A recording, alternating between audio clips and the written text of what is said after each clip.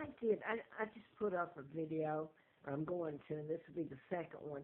I did want to add this. I started it on that one, and I'm going from memory, not from anything that's pre-done, all right? I wanted to, in case you want to go back and look at that one and connect it, I started on there saying I was going to tell about Catherine Graham when I went down to the Washington Post. Is it Washington Post? Okay, this was in '82, and I was literally thrown out on the street, and I had been almost killed April Fool's Day of '80. Anybody can check the timeline, any of it out. I had been doing a book about mind control. Larry McDonald, U.S. Congressman, doctor, the John Birch Society, what was that, Western Goals, etc. I wrote about the Center for Disease Control. I'm already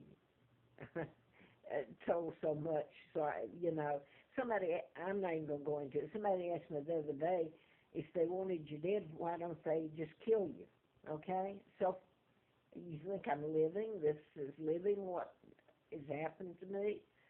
But anyway, I wrote the book and had antifreeze put in me. And yes, Larry McDonald, Congressman, doctor, had something to do with it. Lois Pearson was the one that had the house where I was and gave access, and nothing's ever been done to any of these people. So my attorney was Eugene Kaiser, a former district attorney where Slayton used to be, that Nancy Grace used to work for. Okay, that's Fulton County. That's where my attorney that put seals on something back, very important, in '75, and he's dead. But at least he was the good guy in this, and a former Fulton County, Georgia, Atlanta district attorney. So now then, this is later when all this happened. I had the antifreeze put in me. Illegally, I went to a hospital for a tox screen to try to see what they'd put in me and if it could be dissolved or whatever, neutralized. Well, that wasn't what happened. And my ex-husband was suddenly in California where he had never been. I couldn't get to anybody. And, I should have died. That's the whole thing. I should have died. On Easter, the day before Easter, my ex-husband came back on that Thursday, and he shouldn't have had anything to do with this other than helping me. Anyway, I'm just going to cut the chase. I've already put up here. I want to get to when I went to the Washington Post and Catherine Graham. I was shoved into the car with Lina Dempsey. I'd been kidnapped and brought over here in '41 to Moulton, Alabama, given the name of a twin, Peggy Ann Dempsey. I married a Childers. My name's Margaret Ann Windsor, and it's who my father is and my mother. And the lies that were made and the forced abdication and the addendum to it that makes me who I am, and how they bartered all of it and took down my father. So I'm going to skip back to, they took me across the state line. It was hell. You can't tell what it is. Everything was illegal. I got across there, and I'm going to leave that part out. I put it up. I worked for the district attorney, Fred Simpson, as in Wallace Warfield Simpson was supposed to marry King Edward VIII and abdicated. Total fabricated lie. Total on a decent, good man. What do you think they did it to him for? Then kidnap his daughter. So history has been changed. Nobody seems to give a rat's about correcting it. Not many anyway. So now then I'm just going to go to this. I worked for the district attorney, passed a background check by Patterson, the sheriff. And then literally I worked for doing Navy manuals and for CD Computer Science Corporation, worked for Golden Triangle, Doyle Duke as in Duke. You can follow me on, it's like clues to later finding out my identity. I was flown out to Larry Flint's in '83 in a political campaign when, well, I guess that's the phone on the other one. I just want to tell about this, okay? I just had this one. It's a phone I don't even use. But anyway, they can call back. I'm going to cut it out and just get to go and, when I had no money, couldn't get to my home or kids, and couldn't think hardly. Can you imagine having antifreeze put in you? The horror in losing my home illegally, all of it illegally. Had a letter from the FBI, June the 23rd of 79, ongoing investigation, national security involved. Now then, I want to go to this, and I'm going to try just to focus on that and not give the being on the street in D.C. and begging and carrying a book and carrying a letter from the FBI and all this stuff. And I even took it to the post office, executive post office at the White House. It was on the corner behind, well, you could go in the corner and log in at the post office. I went in, had a letter, cover letter from U.S. Attorney Harper, ongoing investigation, to me.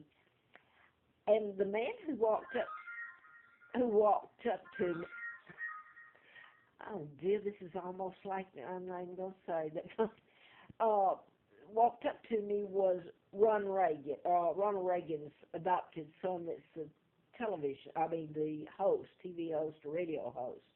Forgotten his name. He's adopted. But anyway, he was the one who had a label, and I thought, geez.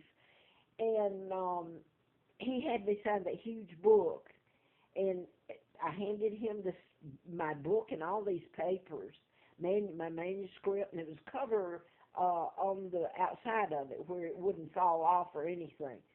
So then I'm going to leave out what was done to me then. I mean, my life has been one step into hell, one right after the other. Anyway, I'm carrying all this stuff up in D.C. I don't have a place to stay. I'm afraid I'm going to get killed another way. Somebody will attack me. Where am I going to sleep? I felt like hell. Anyway, I went into the Washington Post, and I was going to tell all this to Catherine Graham, because the murders, mind control murders that can be proven, were done in patterns. I'm trying to tell, I hadn't found out then about my real name. That was in 83. This is 82.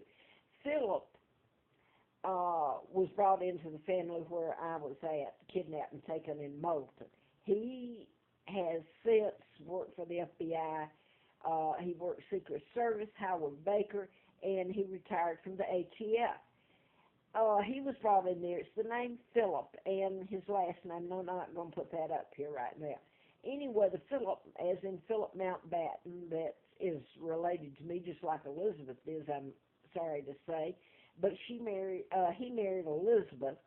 And so you're getting into the name Philip, and as associated with what? That's what you connect it to.